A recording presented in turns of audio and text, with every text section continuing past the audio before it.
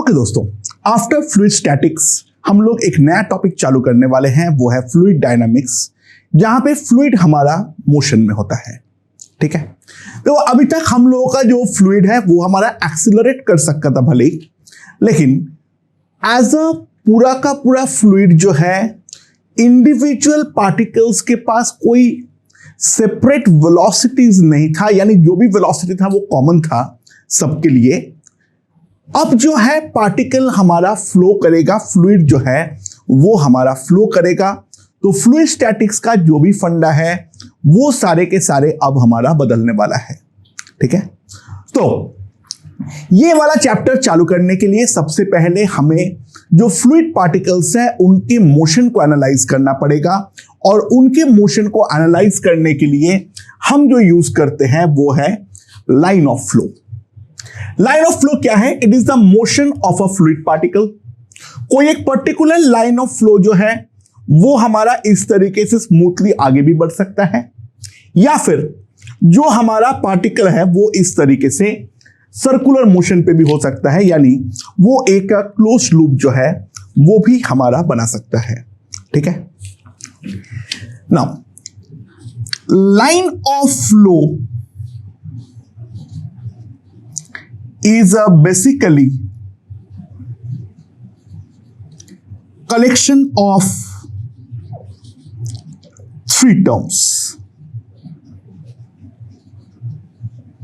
ठीक है, क्या क्या है वो समझो, और तीनों टर्म में एक्चुअल में थोड़ा सा डिफरेंस होती है, वो तीनों डिफरेंस को हमें यहां पर एक बार समझना है। ओके, सबसे पहला जो है number 1, that is called a streamline। Now what is streamline? ध्यान दो, it is a family of curves। It is a family of curves that give us that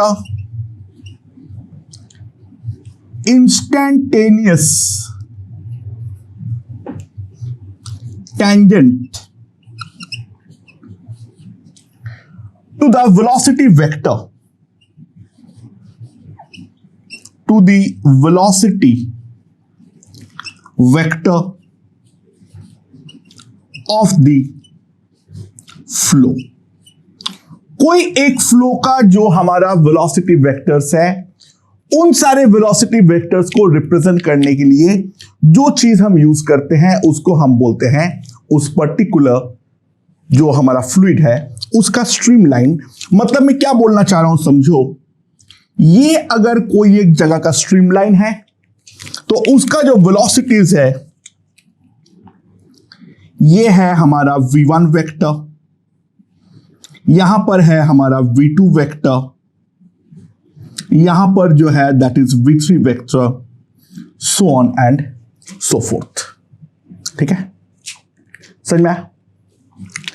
it basically gives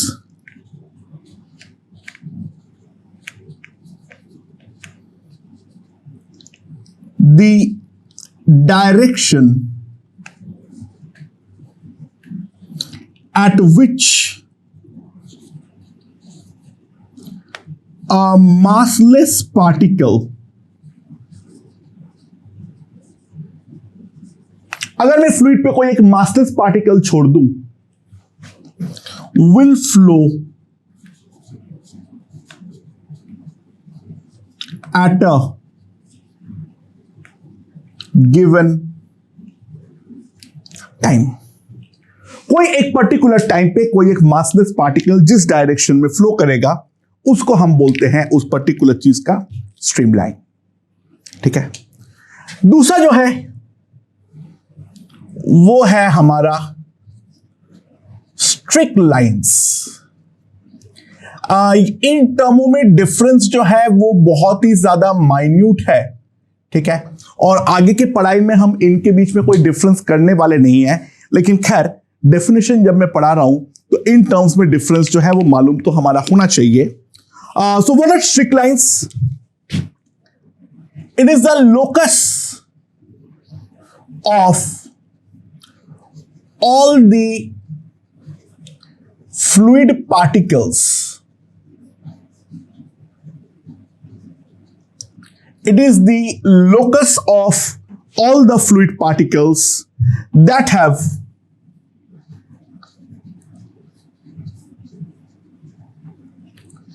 continuously passed through a point. ठीक है,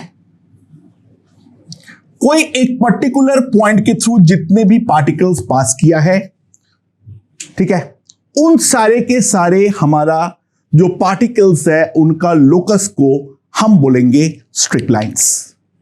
ठीक है, obviously बात है, ये time dependent graph है, यानी जो कोई पार्टिकल एक पॉइंट पे पास करेगा, अगला इंस्टेंट पे अगला पार्टिकल जो है वो हमारा पास कर पाएगा, तो वो जो लोकस है उनको हम बोलते हैं उसका strict lines.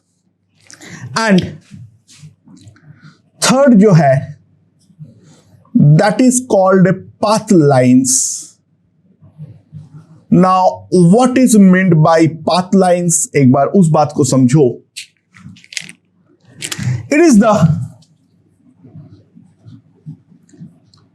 It is the trajectory of individual fluid particle। कोई एक फ्लूइड पार्टिकल जो है वो हमारा कोई एक पर्टिकुलर जो पाथ को फॉलो करेगा, उस चीज को हम बोलते हैं उसका पाथ लाइन। समझ में आया? अच्छा, एक इंपॉर्टेंट बात समझो। Two streamlines can not intersect each other. दो स्ट्रीमलाइन जो है वो कभी भी आपस में इंटरसेक्ट नहीं कर सकता है, क्योंकि उसका सिंपल मतलब ये है, जो मान लो अगर दो स्ट्रीमलाइन हमारा आपस में इंटरसेक्ट कर चुका है, ये दो स्ट्रीमलाइन है, तो ये वाले पर्टिकुलर पॉइंट P के बारे में अगर मैं बातचीत करूं, तो पहले वाले ग्राफ के according this will be the velocity vector v1 and this will be the velocity vector v2। ठीक है, there cannot be two different velocities at a point। कोई एक पर्टिकुलर पॉइंट पे ऑब्वियस सी बात है दो डिफरेंट वेलोसिटी होना कभी भी जो है वो संभव नहीं है। ठीक है, and similarly two strict lines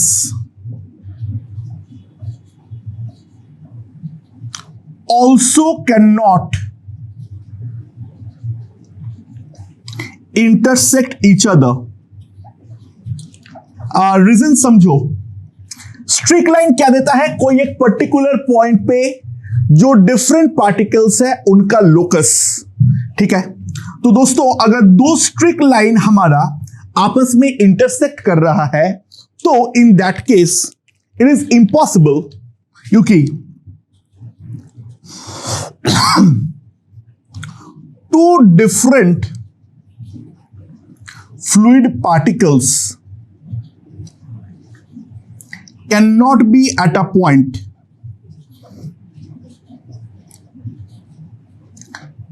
eight same time.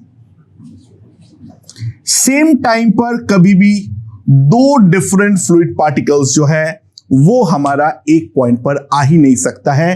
तो इस कारण पे दो स्ट्रिक्ट लाइन जो है वो भी कभी भी आपस में इंटरसेक्ट नहीं कर सकता है। ठीक है, अच्छा, इसके अलावा एक बात समझ लो। अब in our case we shall consider streamline, straight-line, and path line to be one and same. हम जो है वो स्ट्रीमलाइन, स्ट्रिक्ट लाइन और पाथ लाइन को हम वन एंड द सेम मानने वाले हैं, और इन तीनों के लिए कॉमन टर्म जो है, कॉमन टर्म यूज्ड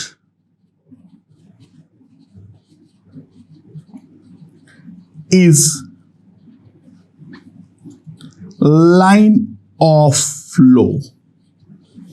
इनके लिए जो हम कॉमन टर्म यूज करेंगे that is called the line of flow. ठीक है, अच्छा, a collection of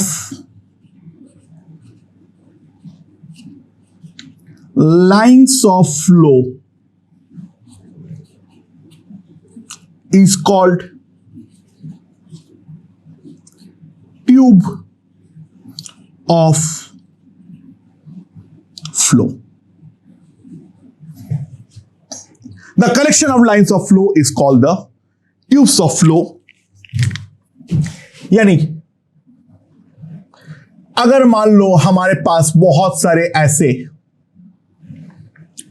lines of flow है, तो इनको एक साथ करते हुए हम बोलेंगे इसको ट्यूब ऑफ फ्लो।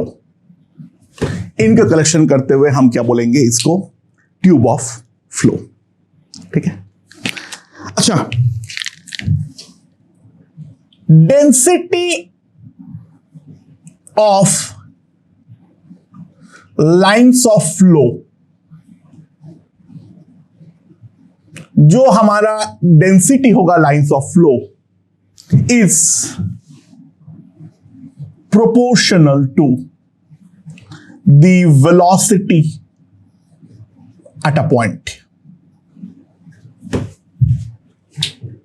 तो अगर दोस्तों मैं जो पिछले वाला केस लिया हूं, यहां पर अगर मैं 2 पॉइंट लेता हूं ए और यहां पर पॉइंट लेता हूं बी, और ए पॉइंट का वेलोसिटी है मान लो वीए और बी पॉइंट का वेलोसिटी है मान लो VB, VB will be definitely greater than वीए,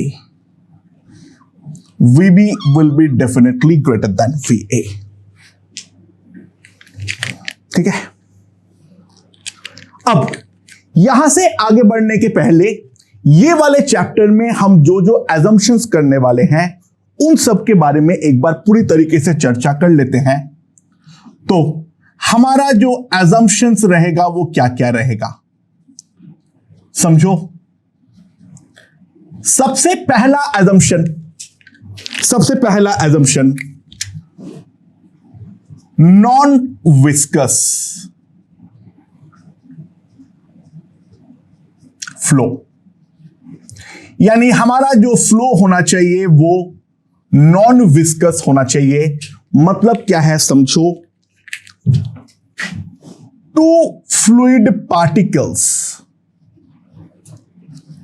हमारे पास कोई भी 2 फ्लूइड पार्टिकल हो, do not apply any force, यानी कौन सा टाइप का force, resistive. 2 fluid particles do not apply any resistive force on each other. मतलब that implies the fluid friction is absent. जो हमारा फ्लूइड फ्रिक्शन होगा वो हमारा एब्सेंट होगा। ठीक है, दूसरा, इनकॉम्प्रेसिबल फ्लो। हम ये मानते हैं जो हमारा फ्लूइड है वो हमारा इनकॉम्प्रेसिबल है। What does it mean? It simply means the density of the fluid does not change। ये जो चेंज की बारे में बात कर रहा हूं विथ रेस्पेक्ट टू टाइम और पोजीशन। जो हमारा फ्लूइड का डेंसिटी है वो हमारा नहीं बदलना चाहिए, यानी ना विथ रेस्पेक्ट टू टाइम बदलना चाहिए और ना विथ रेस्पेक्ट टू डिस्टेंस यानी पोजीशन बदलना चाहिए। हम केवल उन टाइप ऑफ फ्लूइड्स को लेकर ही बातचीत करने वाले हैं। Third important,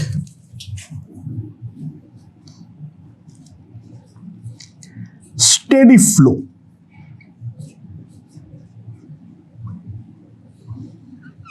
what is mean by steady flow? अच्छा, बहुत सारे जगह पे स्टेडी और स्ट्रीमलाइन को सेम बोल रखा है, but there is a bit of difference in the definition point of view. ठीक है, ये थोड़ा सा गड़बड़ है, बहुत सारे बुक्स में ये गड़बड़ी कर रखे हैं। स्टेडी फ्लो क्या होता है वो समझो।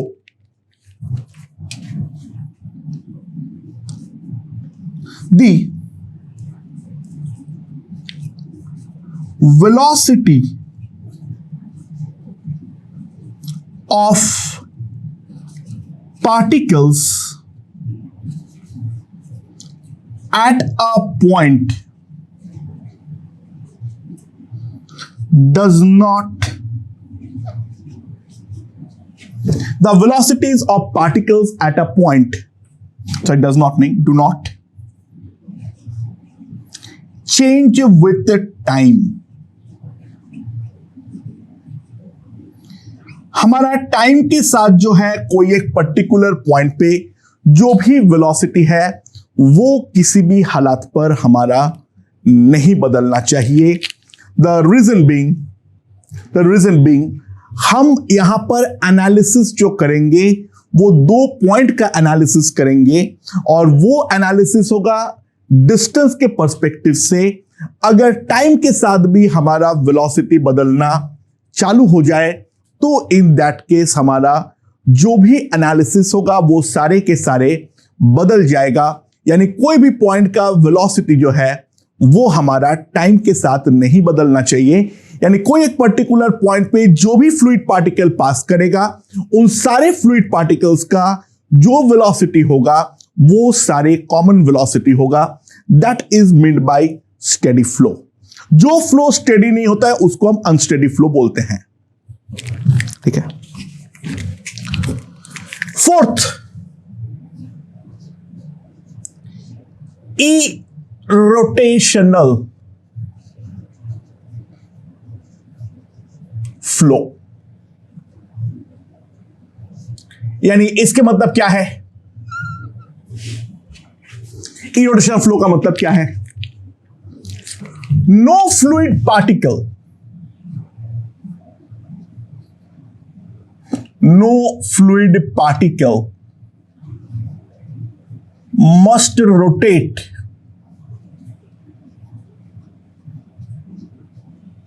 about an axis. No fluid particle must rotate about an axis. Fluid particle से बेटर है बॉडी। ठीक है, about an axis passing through its center of mass। देखो, फ्लूइड ओवरऑल सर्कुलर मोशन कर सकता है, वो एक सर्कुलर लूप के थ्रू पास कर सकता है, दैट डजंट मैटर। लेकिन जो इंडिविजुअल पार्टिकल है वो हमारा रोटेट नहीं कर रहा है। यानी इस तरीके का कोई भी वर्लपूल जो है, दिस इज कॉल्ड वर्लपूल। ठीक है, ये इस प्रकार का कोई भी वर्लपूल जो है वो नहीं बनना चाहिए।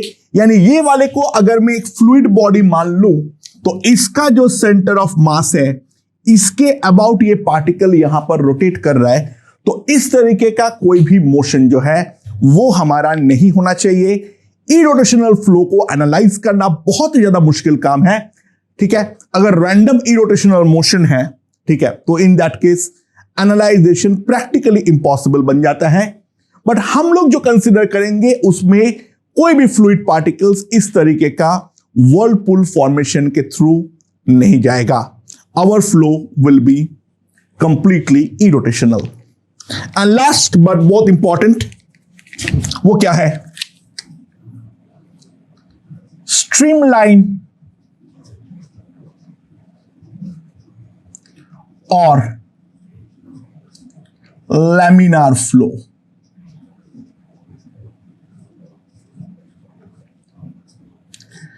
स्ट्रीमलाइन और लैमिनार फ्लो मतलब क्या होता है, उस बात को एक बार समझो, और स्टेडी फ्लो के साथ उसका क्या डिफरेंस है उस बात को भी समझने का ट्राई करो। Okay okay, so what is streamline और laminar flow? Let's C.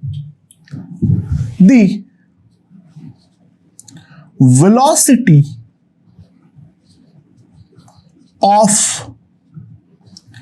a particle does not change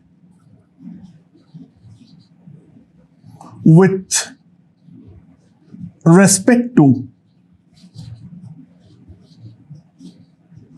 time और पोजीशन। स्ट्रीमलाइन और लैमिनार फ्लो में एक पर्टिकुलर पार्टिकल का जो वेलोसिटी है वो हमारा टाइम या पोजीशन के रेस्पेक्ट पर नहीं बदलना चाहिए। सो स्टेडी में velocities of different particles eight a point नहीं बदलना चाहिए विथ रेस्पेक्ट टू टाइम, वहां पे केवल टाइम डिपेंडेंसी है। और स्ट्रीमलाइन और लैमिनार फ्लो में हमारा जो पार्टिकल है उस पार्टिकल का वेलोसिटी मैग्नीट्यूड या डायरेक्शन पर हमारा नहीं बदलना चाहिए। तो that is called the streamline और लैमिनार फ्लो, ठीक है। Flow that is not laminar is called a turbulent flow.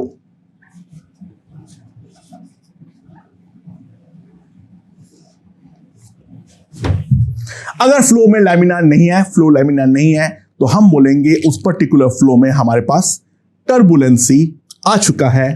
और flow that changes between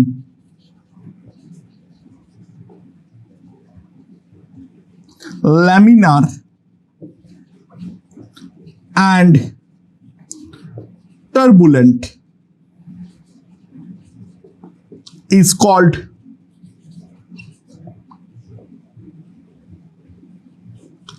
unstable flow। वो फ्लो जो लैमिनार और टर्बुलेंट के बीच में निरंतर बदलता है, यानी थोड़ी देर के लिए लैमिनार चल रहा है फिर अचानक से उसके अंदर टर्बुलेंसी आ जाती है, तो वैसा फ्लो को हम बोलेंगे अनस्टेबल फ्लो। लैमिनार फ्लो में कहीं पर भी कोई भी जगह पर इस तरीके का वर्लपूल हमें नहीं मिलने वाला है, जबकि इन द केस ऑफ टर्बुलेंसी हमें डेफिनेटली इस तरीके से डिफरेंट वर्लपूल्स मिलने वाले हैं।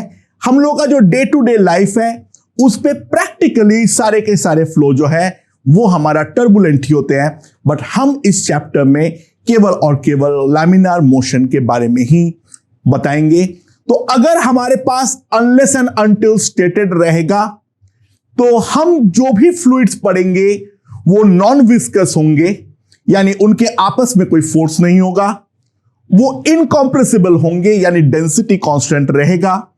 फ्लो हमारा स्टेडी होगा, यानी हम पॉइंट को जब एनालाइज कर रहे हैं तो टाइम डिपेंडेंसी के ऊपर हमें डेफिनेटली ध्यान नहीं देना पड़ेगा। फ्लो जो होगा वो हमारा इरोटेशनल होगा, यानी सेंटर ऑफ मास के अबाउट पार्टी जो हमारा फ्लूइड बॉडीज है वो कोई भी सर्कुलर मोशन में टेक पार्ट नहीं करेगा। एंड फाइनली जो हम स्ट्रीमलाइंस के बारे में सोचेंगे दे विल बी लैमिनार, ठीक है। एंड टर्बुलेंसी हम लोग वहां पर कंसिडर नहीं करेंगे, there will be no whirlpool formation. So with this basic assumptions and definitions हम ये वाले चैप्टर पे अब आगे बढ़ने वाले हैं। लेट्स सी यहां पर मैथमेटिकली यानी क्वांटिटेटिवली हमारे पास क्या क्या चीजें हैं देखने के लिए। ओके